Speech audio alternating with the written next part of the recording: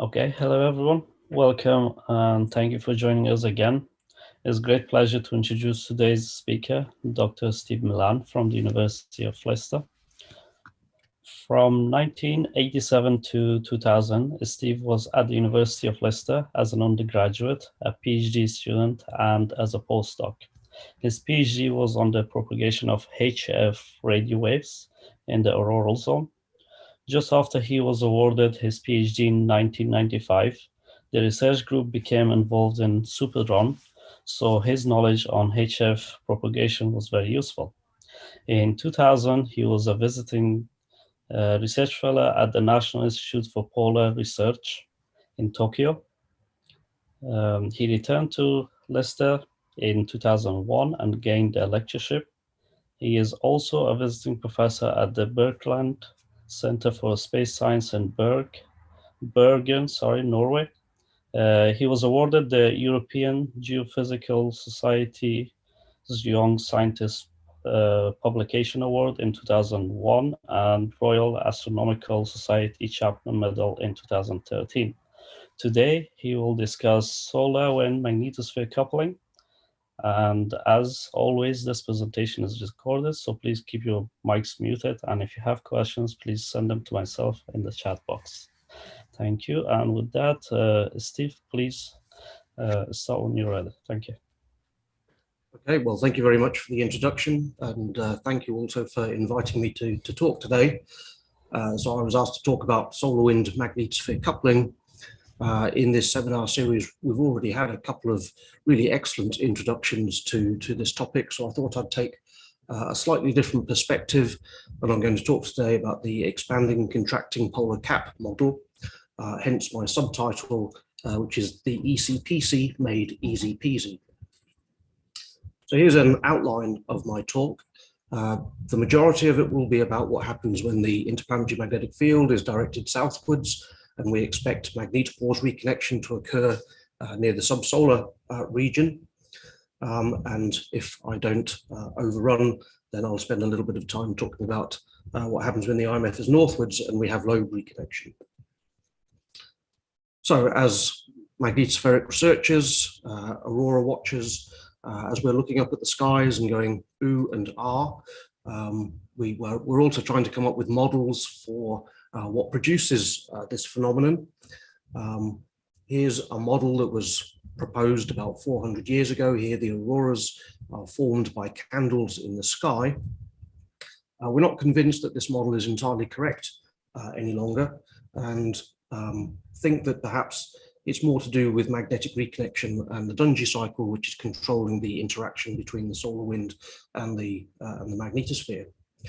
So in 1961, Jim Dungy proposed that magnetic reconnection is responsible for the solar wind magnetosphere interaction.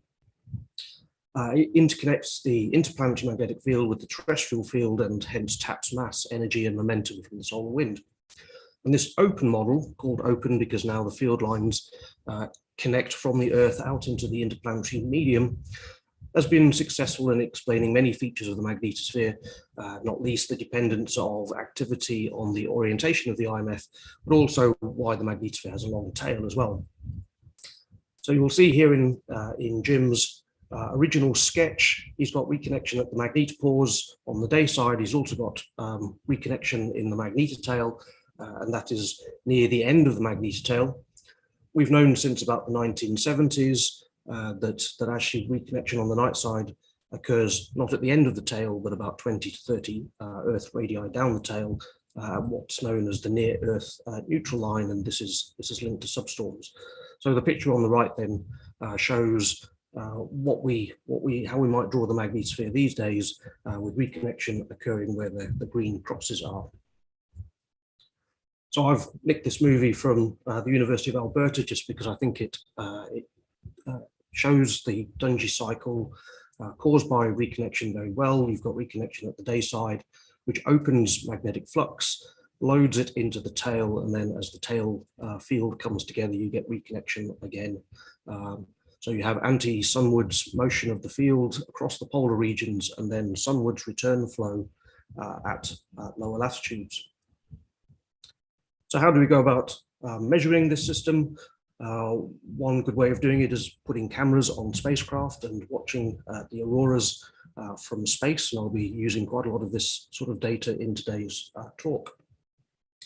But we can also use ground-based radars to look at motions of the ionosphere, the motions that are caused by that convective process that's happening in the magnetosphere above. I'm showing two of the Superdon radars here. The one on the bottom right I'm showing mainly because I helped to build this back in 1995. Clearly didn't do a very good job because it fell down again a couple of years ago, but never mind. This is a very old diagram here, but hopefully it gives you some idea of the extent of the field's view of the Superdon network in both the northern and southern hemispheres. And on the right, I'm showing a typical output where you combine all of the observations by the radars to get the global convection pattern. And if you look at these patterns, you tend to find that in general, it takes about 4 hours for plasma to convect across the polar cap from the day side to the night side, and maybe twice that length of time to go back to the day side once again. So the whole cycle takes about 12 hours or thereabouts. But the cycle speeds up and it slows down depending on what's happening in the interplanetary magnetic field. Now you can learn a lot from these observations. Just one of the pieces of information that you can glean from that is how long the magnetotail is. This is the paper that Jim Dungy had published in 1965 on the left. That's the paper itself, it's not the abstract, it's the whole paper, where he first did this calculation.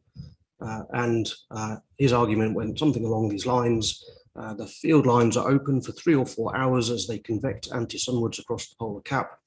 Meanwhile, their solar wind end is stretched down tail at a speed of about 400 kilometers a second. So that gives you a length of about 1,000 RE. Later on, Stan Cowley said that these field lines, once they were disconnected from the tail, then had to straighten up. And he worked out the speed at which that was going to happen. And so there is a disconnected tail even further downstream that is perhaps 5,000 RE in length. And so this tail is an appreciable fraction of an astronomical unit. Okay, I'm showing this diagram just to show that the magnetic field of the Earth is distorted away from a dipole by its interaction with the IMF and the solar wind. And that means that electrical currents must flow as required by Ampere's law. And so here I'm showing a little bit of what these currents look like. So in the top right, this animation shows roughly the shape of the magnetic field. And then in the next panel down, these are the currents that are required due to the fact that the field is distorted into a bullet shape by the flow of the solar wind. And then at the bottom, the field is also distorted as it's pushed and pulled about by the convection. And that requires another set of currents which link down into the ionosphere along the magnetic field lines, and these are known as field-aligned currents, first identified by Ijima and Potemra back in 1976.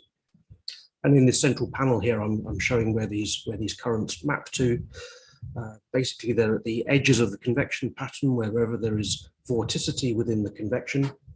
And this arises because as the ionosphere is cajoled through the neutral background, the charged particles become deflected away from the path that they want to take, and so that constitutes an electric current.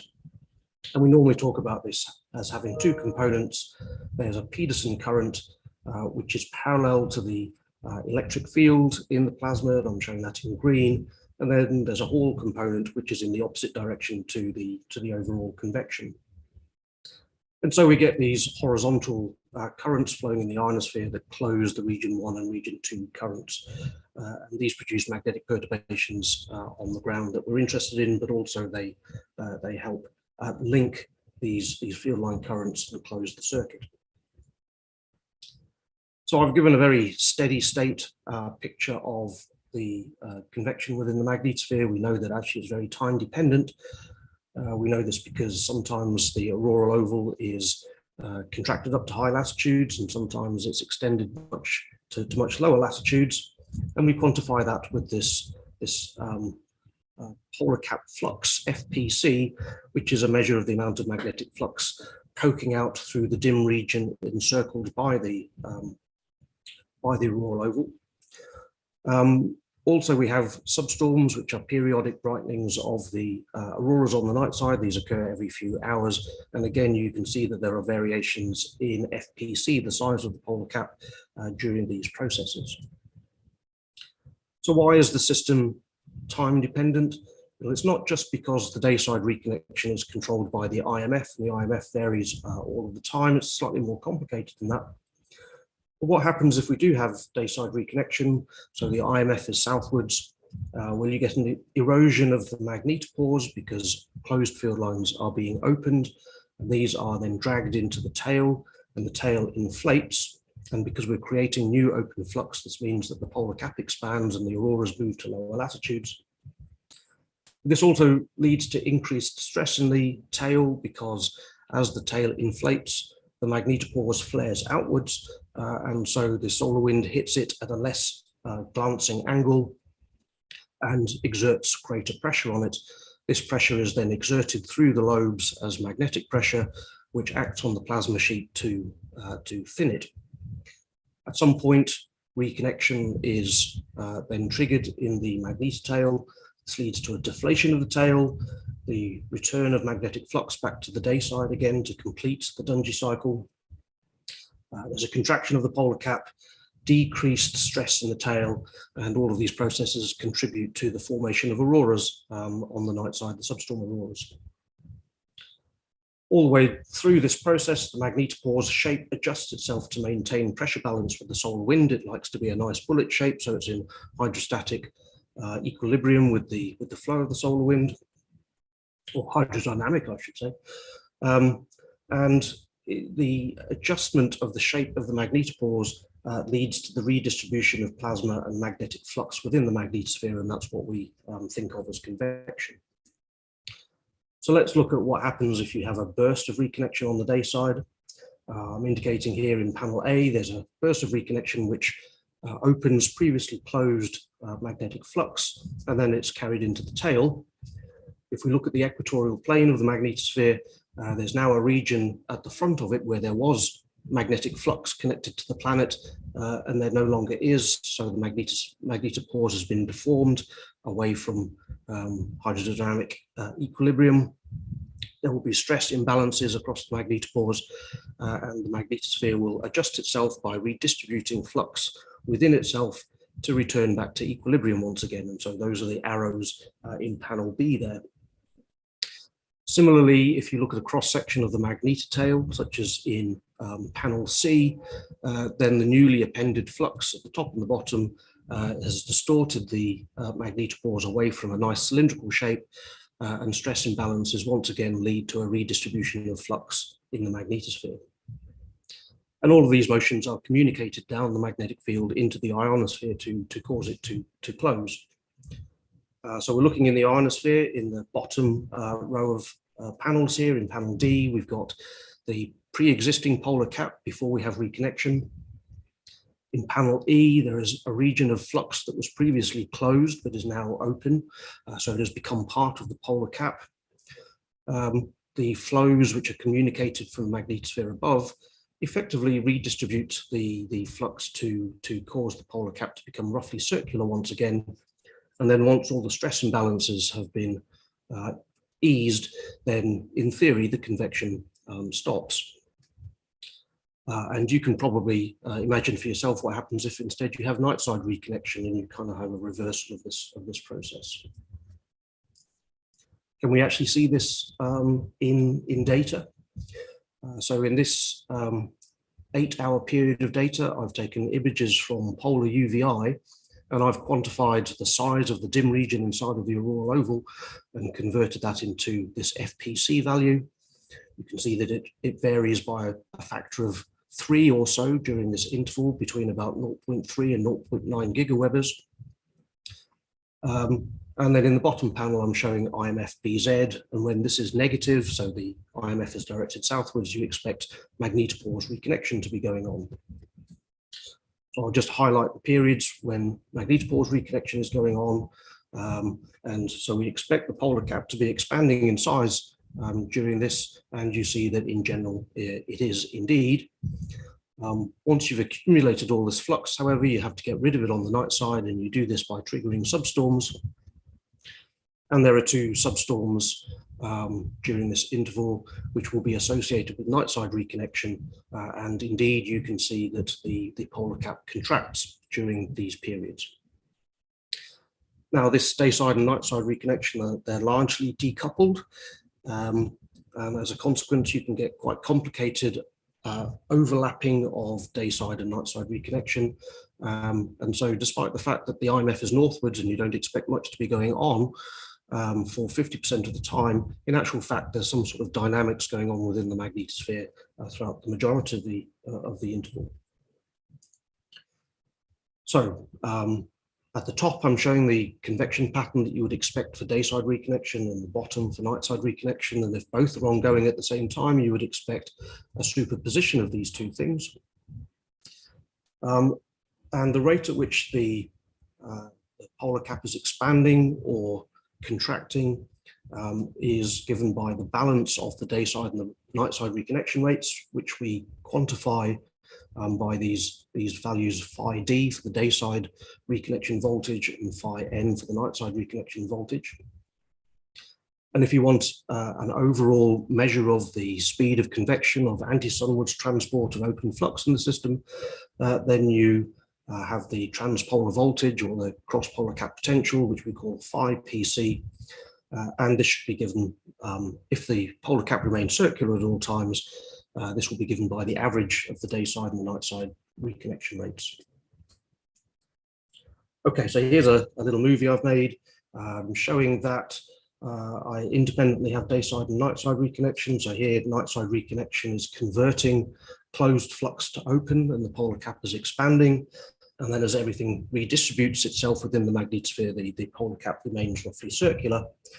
Now we have the onset of night side reconnection, which is initially at the same rate as the day side, so we get steady magnetospheric convection.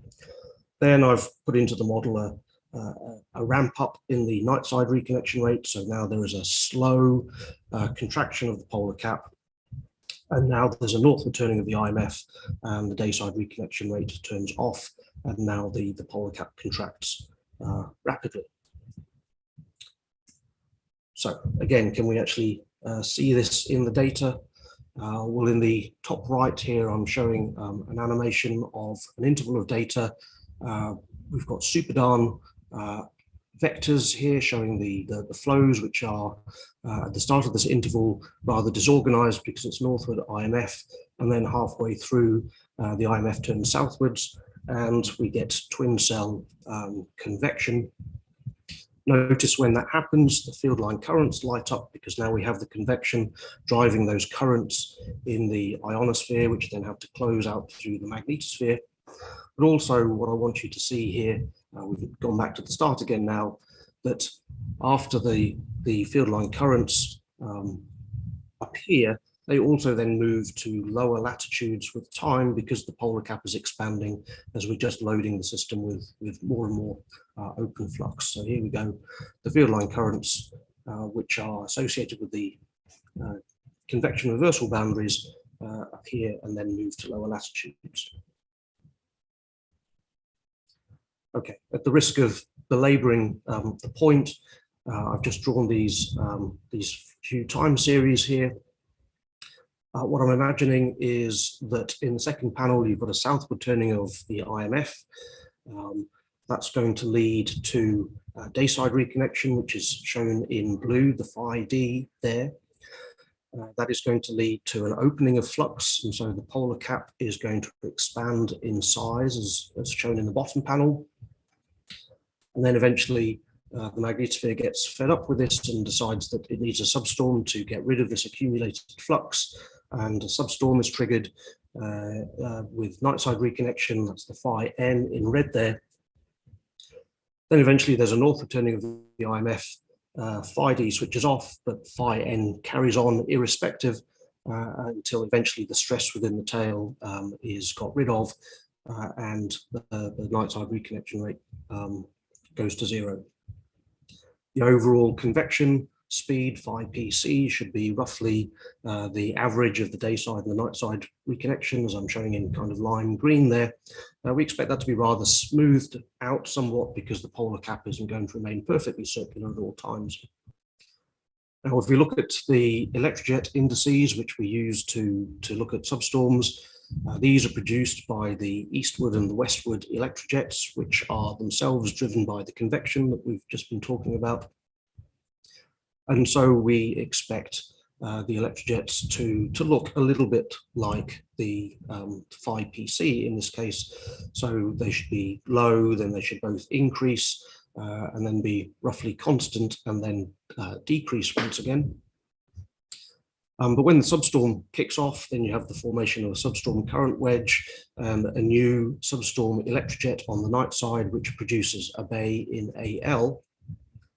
And in actual fact, what you measure with the Electrojet indices is the envelope of these two processes. And so this is the two-component model of the Electrojet indices variation as put forward by Kamide and Kakubun back in 1996. Okay, if you wanted to do something quantitative with all of this, how would you go about doing so? Well, you ideally want data along these lines. So on the left, we've got global auroral imaging, from which you can quantify the amount of open flux in the system.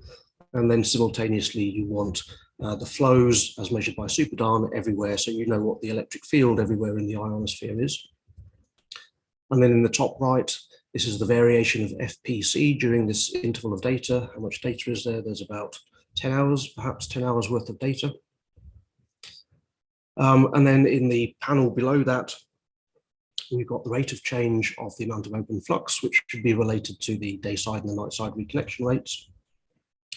When the polar cap is expanding, we expect there to be day side reconnection. When it's contracting, we expect there to be night side reconnection. But if dFPC by dt is 0, that doesn't necessarily mean the reconnection rates are 0. It just means that they're balanced in some way. So you need the ionospheric flows to disambiguate between these different possibilities, and to do if you have that information, then you can get the day side and the night side reconnection rates, which are shown in the bottom right hand panel there. Unfortunately, it's very rare to get good superdarn data like that all of the time, and if you want to look at really long periods of data, it's very difficult to get the coverage that you require. So we tend to go to proxies then for some of these, so that we can do some quantitative work without necessarily all the data that we want. So for instance, if you can estimate the day side reconnection rate from upstream conditions, then you take away some of the ambiguity in the observations of FPC. So for instance, if you assume that there's no night side reconnection going on, then the rate of expansion of the polar cap is just related to the day side reconnection rate. What I've done here is I've fitted to the data. I've found this expression here for phi d based upon upstream conditions such as the solar wind speed and the magnitude of the IMF. And on the right here, I'm showing 26 substorm growth phases. In each of these, the black curve is the expanding polar cap. That's the amount of open flux in the system. And then the red curve shows the day side reconnection rate, which is predicted by this formula. And then if you integrate that over time, that tells you how the polar cap should expand, and that's indicated by the dashed blue curve. And you can see there's a tolerable fit there. So if you don't have observations of the convection, then you can use this to give you some of the information that you require. Once you are able to work out what the day side reconnection rate is, then you can start to talk about the night side reconnection rate. So if you have measurements of FPC, and that's what the gray curves in the central panels here are, and in fact I think that's the same interval that I showed earlier on. If you can predict what the day side reconnection rate is, then any discrepancies between the predicted expansion of the polar cap and its actual variation tells you what the night side reconnection rate is. So in this study, I took about 20 substorms or thereabouts and actually worked out what the reconnection rates were during them, night side reconnection rates, and then did a little bit of statistics on them. So for instance, how big the polar cap was when substorm onset occurred, how small the polar cap was after the substorm, what the actual rate of reconnection was, how long it lasted for, and the overall amount of flux that was closed. And it turns out that on average, the average substorm closes about 0.3 gigawebers of flux at a rate of 80 kilovolts over a period of 70 minutes or thereabouts. And then in the bottom left, this just shows the distribution of open flux during the intervals of data that I looked at. And then the black curve there shows you the chance of there being a substorm anytime soon, depending on how much open flux there is in the system. And it turns out that the chance of having a substorm increases as the amount of open flux in the system increases, which is perhaps a bit of a no-brainer, really. Okay, even measuring FPC becomes tedious after a while, so you look for other proxies instead. And so here I'm just fitting a circle to the auroral oval and using that as a proxy for open flux. So this is an 11-day interval of data here. Below that, I've got SIM-H, which is a proxy for the ring current intensity. And what I find fascinating is that these two curves are pretty much mirror images of one another. And you can speculate whether that is just correlation or there is some causation there. I have a particular favorite theory, but the jury is still out, I think, on that. So the long-term variation in FPC that you can see here is in some way controlled by the ring current intensity, but hopefully you can see lots of little wiggles superimposed on the long-term variation, and those are individual substorms. Okay, in this study, we're interested in knowing that substorms can occur with different amount of open flux in the system at onset. Well, I've got about 40 substorms here, which I've separated into 4 different bins. There's about 10 substorms in each bin. And then I've done a superposed epoch analysis on these. And I've binned these by the amount of open flux in the system at substorm onset. So the red circles here basically indicate how much flux there had to be in the system for each of the substorms to go into each of the different bins. And that's then how all of the other quantities have been ordered as well. So open flux, you can see if there's not very much flux in the system at onset, the polar cap doesn't expand very much, nor does it contract very much afterwards, but you get a much larger variation if there's more flux in the system at onset. The top row here shows the auroral intensity in the substorm bulge associated with these substorms. And you've got below that the AU and AL indices, and you can see that the magnitudes of these are very well ordered by the open flux as well. Okay, in this study, I was interested in knowing if you have periods of strong opening of flux on the day side, you clearly need to get rid of more flux on the night side as well. How does the magnetosphere do this? Does it do so by having more substorms, or does it do so by having bigger substorms? I won't go through the panels in the middle, but the long and short of it is shown in the right-hand panels. On the x-axis of these, we've got the ongoing day-side reconnection rate, and then on the y-axis at the top, we've got the frequency of substorms. And so we can see that the frequency of substorms goes up if the day-side driving is stronger. And then in panel B there, we've got the amount of flux closed in these substorms. And you can see that that goes up as well. And the fits here roughly indicate that these both go up as the square root of the day-side driving. And so if you multiply the rate by the amount of flux closed, you should get the rate of flux closure on the night side. That's what I've done in the bottom there. And well, there's a hint that there's a linear relationship there, as you might hope that there would be. Okay, so this is the last thing that I want to talk about in terms of the expanding contracting polar cap. This this has been my pandemic lockdown activity. I took the whole of 2010 and I identified all of the growth phases, all the expansion phases, all the different phases that I've indicated at the top there of substorms, the different sorts of activity. And then I've looked for sequences of these in the data, and then again done superposed epoch analyses. And I just want to focus on two of these. In this one, this highlighted column here, we've got a quiet activity followed by a growth phase, then an expansion phase, then a recovery phase, and then quiet activity once again. And you can see in the top there is the variation in polar cap flux. Below that, in red, is the dayside reconnection rate. So you can see there's an onset of dayside reconnection. That's what leads to the expansion of the polar cap. Then there's substorm onset, as you can see in AL and in AL in the panel below. The IMF remains southwards for a little bit, but it flips backwards and forwards all the time. And so at some point there will be a northwards turning. The dayside reconnection rate drops off. And now the polar cap contracts because there is ongoing nightside reconnection. So if you wanted to know what the nightside reconnection rate looked like, you should think something along these lines here. And notice that in black in that second panel, that shows the PC index, which I'm using as a proxy for the transpolar voltage.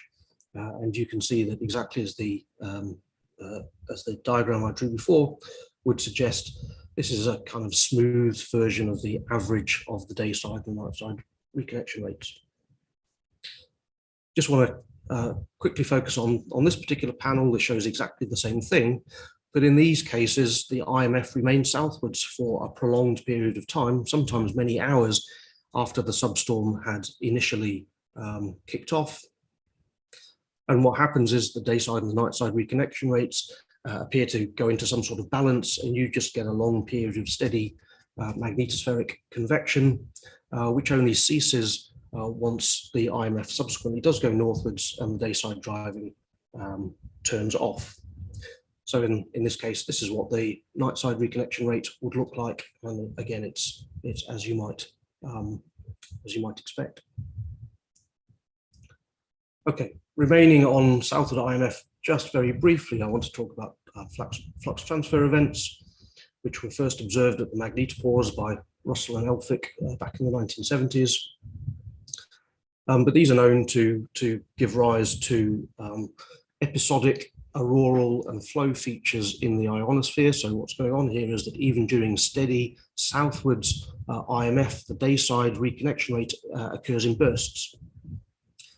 And associated with each of these bursts, you have a little poleward movement of the auroras, which are shown in the optical observations there. And you can kind of naively think of this as each one of these is one of these little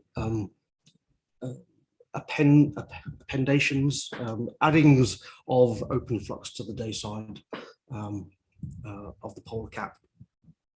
If you look at the same thing with an ionospheric radar, as shown in the Pinnock paper at the bottom there, you see again poleward moving features. These are now flow bursts, enhancements in the flow velocity associated with each of these bursts of reconnection. And then on the right, I'm showing just another manifestation of these poleward moving flow bursts that you see in Superdarn radars. And these occur, once every few minutes, even when you've got steady southward IMF. What I want to show here then is how little we still understand these events. I've got two different intervals of data here. On the right, there's a period in which we have polar UVI observations here, which show poleward motions of these auroral features on the day side as the polar cap is expanding and the auroras are moving to lower latitudes. If you look in the radar observations, you've got these poleward moving flow bursts again. And if we look in the images here, where you can superpose the radar observations on the auroral observations, you can see that each of these features is approximately 7 hours of MLT wide. So this reconnection, these bursts of reconnection are taking place across a large swathe of the magnetopores. Contrast this with the interval on the right-hand side here, where again we have flux transfer events, but they look very, very different in this case. Hopefully you can see my mouse. Here is a brightening of the dayside auroras. You see this thing moving into the polar cap here. It breaks away from the auroral oval and then just propagates around inside the polar cap. This is a poleward moving auroral form, but looking quite different from the other ones. And this auroral form is embedded within a flow channel here. So in this case, we've got pretty much the same as going on in the right, but now the flow channel is maybe only 2 hours of MLT wide rather than 7. So what's the difference here? The only difference between these two intervals is the solar wind speed. Otherwise, the BY and BZ components of the IMF are almost identical, but on the right we have fast solar wind and on the left we have slow solar wind. But we don't understand what it is that causes the differences that we see here. Okay, I think I'm kind of on schedule, so I'm going to talk a little bit about Lowbree Connection. So this is when you have northward IMF. Now, the top left panels here are showing you where you would expect anti-parallel conditions to be met on the magnetopores for different orientations of the IMF. And in the two right panels, we've got northward IMF, and now reconnection should be occurring with the Lobe magnetic field tailward of the cusps. And in one of these panels, panel C, if you've got a significant BY component, then different interplanetary magnetic field lines will reconnect in the two different hemispheres, and we refer to this as single lobe reconnection, even if it's occurring in both hemispheres simultaneously. And on the right, because the field is almost purely northwards, now the same field line has the opportunity to reconnect in both the northern and the southern hemispheres, and this is known as dual lobe reconnection. Now, Dungy was aware that this could happen even back in 1963, though his picture here looks a little bit distorted to our eyes now. In 1981, Stan Cowley pointed out the zoo of different geometries that you could get for lobe reconnection, single lobe, dual lobe, maybe either of those in a closed magnetosphere, either of those in an open magnetosphere. It's a very complicated situation. Back in 1985, Rife and Birch looked at what would happen if you had a significant BY component. And then on the right here, I'm showing some sketches from Lockwood, where he's contrasting the flow patterns that you expect for southwards IMF, for single lobe reconnection, and for dual lobe reconnection. And in both those latter cases, you now get sunward flow in the noon sector rather than anti-sunward flow. And you get these vortical flow cells that you expect under these conditions. So what do we see in the ionosphere if we look during these intervals?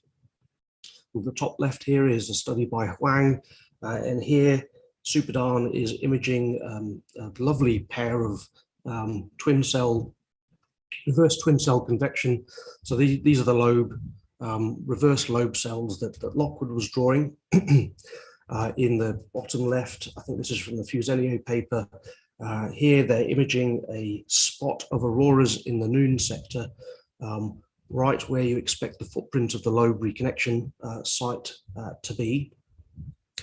And then in the middle panels here, this is showing a sequence of events where you can see that this cusp spot appears and disappears, but it also moves about. So what's happening here? The footprint of the reconnection site will be where the auroras are produced by magnetosheath precipitation along newly reconnected field lines. But if you change BY, then as the figure on the bottom right indicates, then you'll get reconnection occurring at different places. And that's what we're seeing here. We're seeing the location of the Lowbree connection move across the magnetopores as the IMFBY component changes. And that's what's shown here. We have the location of the cusp spot in MLT in this curve here, and then above that is the IMFBY component. So yes, we can monitor where on the magnetopores the reconnection is actually taking place. In 2004, Harold Frey pointed out that there was another mechanism for making auroras associated with northward IMF. He realized that because you have these vortical flow cells, the clockwise rotating cell has the correct vorticity to give you an upward field line current, and that is carried by downward precipitating electrons, which can cause a spot. And so Jenny Carter did some statistics on these. That's indicated in the top right panels here. She's got average pictures of the auroras taken from the DMSP SUSY instrument for different orientations of BY. So this is all for northward IMF. But superimposed on top of that, she's also got the averaged field line currents measured by ampere. And it's perhaps a little bit difficult to see, but there is a spot of auroras associated with the red contours there, the upward field line current. And so that's these Hildas that Frey was talking about, these high latitude detached auroral arcs. And in the bottom here, Jenny has sketched how you expect the position and size of these flow cells to change with different orientations of BY, and hence where you expect these Hilda auroras to be, as indicated in purple. What is also indicated here is where you might expect to see a cusp spot, as I was showing in the previous slide, which should be located somewhere between the centers of the flow cells. Interestingly, we've never found a convincing interval in which we do see both of these things at the same time, and we're really not sure why that is the case. Okay, very quickly, I want to mention transpolar arcs or theta auroras. So during northward IMF, the polar cap can become bisected by a tongue of auroras. There's a lot of debate over what causes these, especially over whether the field associated with these arcs is open or closed. If it's open, where does the plasma come from to form the arcs? If it's closed, that means that the topology of the magnetosphere has changed dramatically. And how does that occur? Well, the only mechanism for changing the magnetic topology of the magnetosphere is magnetic reconnection. So as I mentioned, there are many, many different models of the formation of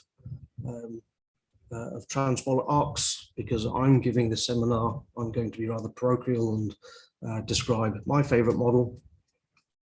So here I'm showing a series of images. In the left, you have brightening on the night side of the oval, and you begin to see something protruding sunwards out of the night side oval. In the next image, you can see that this has grown into a transpolar arc that reaches right across towards the day side. And then in the third image, what you can see here is that the transpolar arc has moved right across the polar cap from one side, from the dawn side, across to the dusk side. And then there's been a southward turning of the IMF, which has led to more open flux being added to the system and pushing the transpolar arc to the night side. And indeed, you can see that the auroras have moved to lower latitudes at this time, as well as the polar cap is expanding. How do we work out what's going on here? Well, you superimpose the ionospheric flows.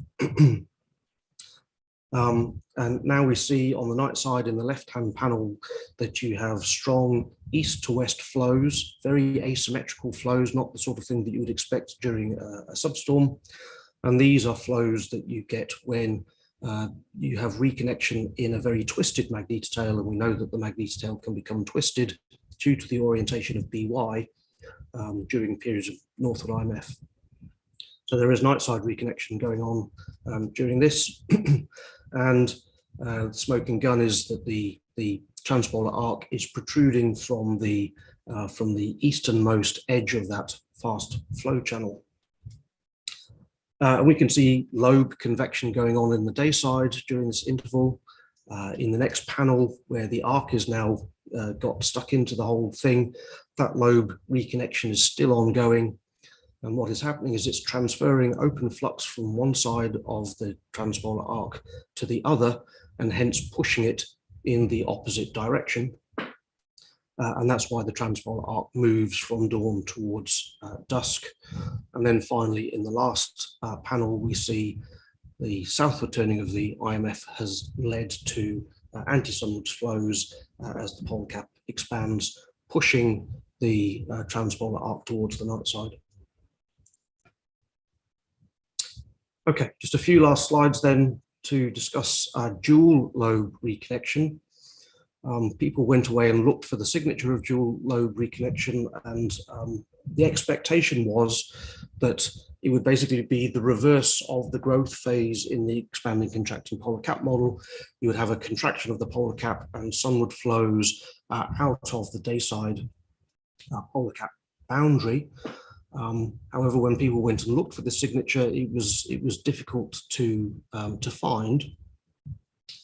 I published this paper just at the end of last year, and here I'm proposing that rather than the polar cap contracting symmetrically at all local times, rather the polar cap boundary moves to higher latitudes at dawn and dusk. The polar cap becomes teardrop shaped, and you get an auroral configuration which is known as the horse collar auroras, which has been known about since the 1980s. And indeed, if you look at the observations that I've got in the bottom right here, where you have ampere observations of the field line currents, and you've got DMSP observations of the flows and of the auroras, you see that you get exactly the sorts of flows that I'm drawing in the model at the top here. And the polar cap seems to progressively close as these auroras move to higher and higher latitudes at dawn and dusk. And I proposed that if this continued long enough, then the magnetosphere could close entirely. And that brings us on to my final topic, which is cusp-aligned arcs. These also appear when there is very northward IMF. This is where the polar regions become full of these, what are known as cusp-aligned arcs, which fill the polar regions and all stretch from the night side and seem to focus in on the cusp region. Zhang earlier last year showed that these are related to sunwards and anti-sunwards shears in the convection flow, which are then associated with field line currents, and you get accelerated inverted V-type precipitation associated with the upward currents. That's what's producing these auroral features. They postulated that these flow shears were produced by Kelvin-Helmholtz waves on the magnetopores that then propagate into the central tail, and that's why these transpolar arcs then appear in the central polar cap. But if that is the case, that implies that the central polar regions must actually be closed in that case, and in that case, maybe the situation with the horse collar auroras that I talked about before is the starting point, and then eventually it leads to these cusp aligned arcs. So Larry Paxton was kind enough to share an interval of data with me that again has these cusp aligned arcs. You can see them in the bottom right hand panels here. If you compare them with the other observations, we've got lovely northward NBZ currents associated with the Lobe convection cells. In fact, in Superdan on the top right, you see these Lobe convection cells again. And if you look at the auroral data from DMSP, this period follows a geomagnetic storm on St. Patrick's Day 2013. The IMF has almost zero clock angle for 2 days after that. And during that period of zero clock angle, which is shown in the bottom panel on the left, in the top panel, you can see that the auroras extend right up to the pole. So it really does look like the polar cap has just closed entirely. And for me, what's most interesting here is that if you have a radar that is looking directly into the sunward convection throat on the day side, you see flow shears. You see fast flow channels emanating from that region. And these look exactly the same as the flux transfer events, poleward moving auroral features and radar features that I was showing before, except now they're going anti-sunwards. And so it's interesting to speculate whether these cusp-aligned arcs are actually in some way associated with bursty Lobe reconnection. Okay, so that brings me to the end. My summary is very simple. Dungy's open magnetosphere model is key to understanding the structure and dynamics of the solar terrestrial system. The expanding contracting polar cap model allows quantification of day-side and night-side reconnection rates and provides important insights into substorm physics. And there are many other magnetospheric processes that can be understood by considering magnetic reconnection and the transport of magnetic flux within the system. Okay, thank you very much. Thank you, Steve. That was a wonderful talk, very clear, very detailed. We have a number of questions. Before we go to questions, I would like to remind everybody that we do have a talk next week. Please join us again for Jasper Halikas, who will be discussing plasma physics at the moon. So going back to the questions, Steve, could you please go back to slide 5? Slide 5, sure. Yeah, you presented an animation, and Witham wants to know what the source of this animation is, and if you can provide a link.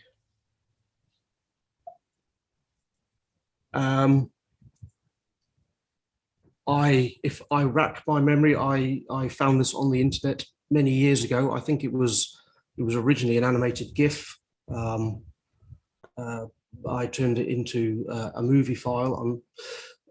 If anybody knows who actually created this in the first place, and it's okay with them, I'd be happy to share it with whoever. Yeah, thank you. So if anybody knows that, please let us know, and we will share it on our website. Thank you. So the next question is regarding slide 30. Okay. And Jason says, you mentioned a favorite theory as to why the two curves were essentially mirror images of each other. That's the one for open loop flux content and one for ring current intensity. Yeah. Which one is your favorite theory? He wants to know. Okay, so as I mentioned, the jury is still out on this, but the ring current produces magnetic perturbation, which is obviously southwards at the Earth, which is why SIMH goes negative when the ring current is enhanced. But outside of the ring current, for instance, further down the tail, it's going to produce a northward directed perturbation, which is actually going to dipolarize the tail. That means that if you want to squash it down such that reconnection can take place, if you want to thin it effectively, then you're going to need to load more open flux into the system so that the magnetotail flares outwards more, so that the ram pressure of the solar wind imposes more of a squeeze on the tail. That's my favorite theory, which I proposed in this and a couple of other papers back in 2009. I've never really found a way of really verifying that that's what is going on, and would love to find a way of either finding out that it is causation or it's just correlation.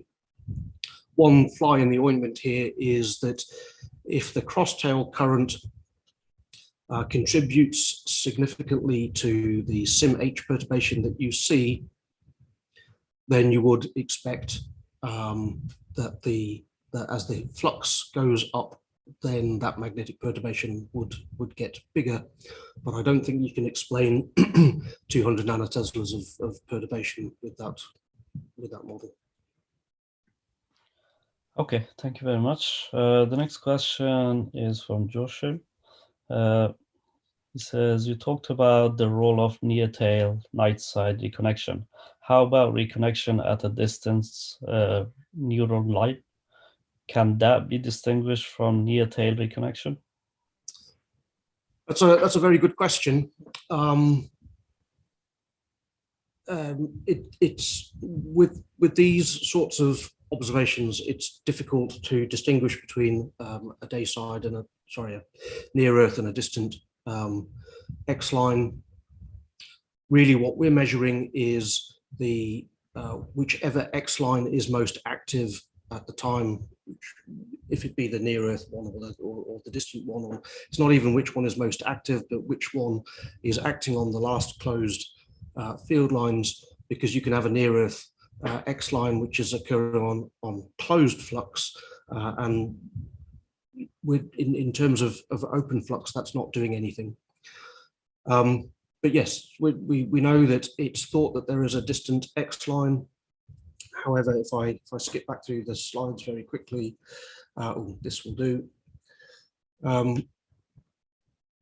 We think we know when we've got dayside reconnection. We think we know when we've got nightside reconnection, and that nightside reconnection, which is substorm associated, is probably a near Earth neutral line. If there is a distant neutral line which is still reconnecting, most of the time, then you would expect that you wouldn't get periods such as this when the polar cap just isn't changing size. You would expect the polar cap to continue to contract if that distant neutral line is still active.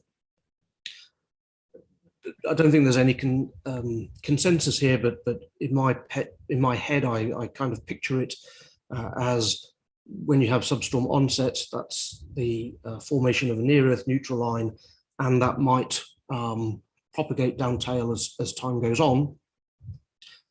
During the recovery phase of the substorm, for instance, but then at some point it seems to go really rather inactive, is my estimation. But again, you'd need observations in the magnetotail to really be able to tell that.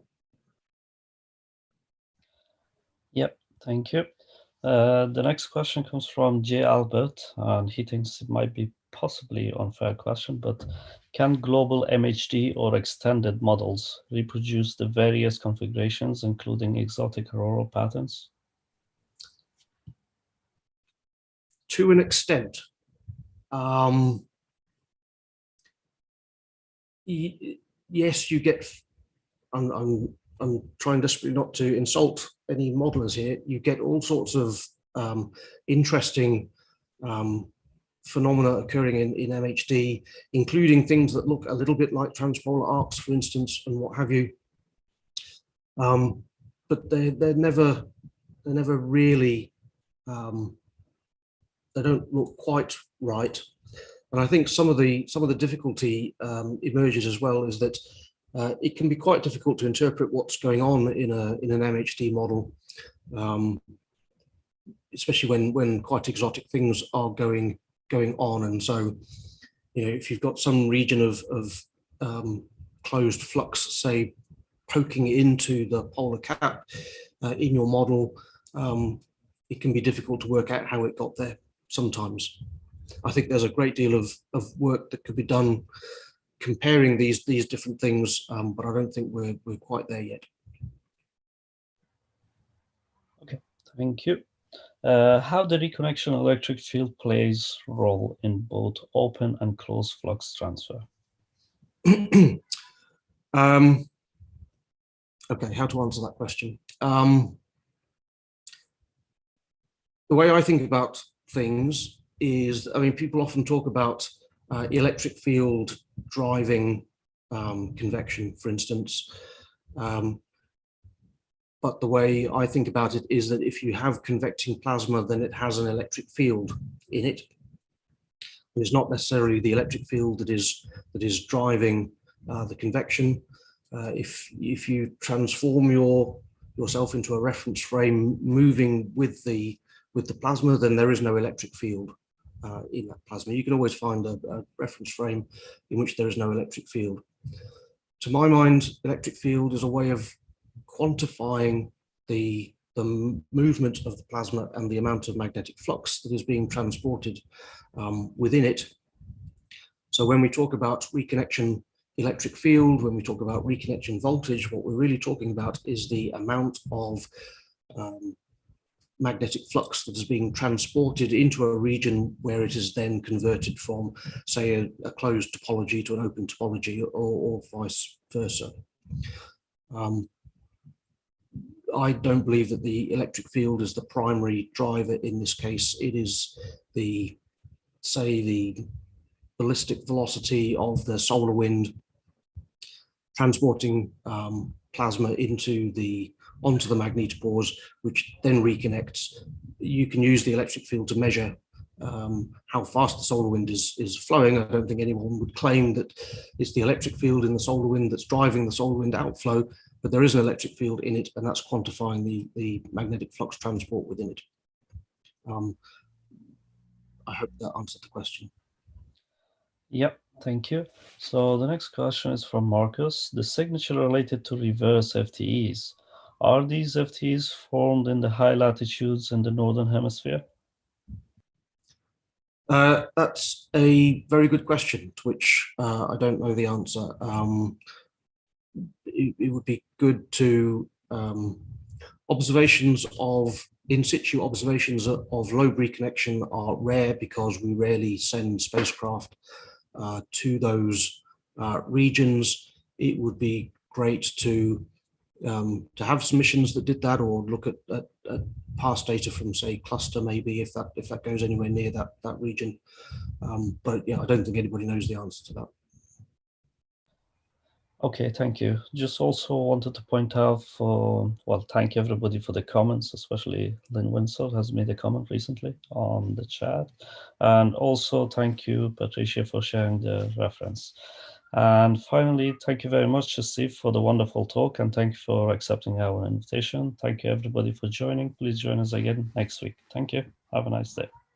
Thank you, everybody. Bye. Thank you. Thanks again, Steve. Great talk. Great, thanks.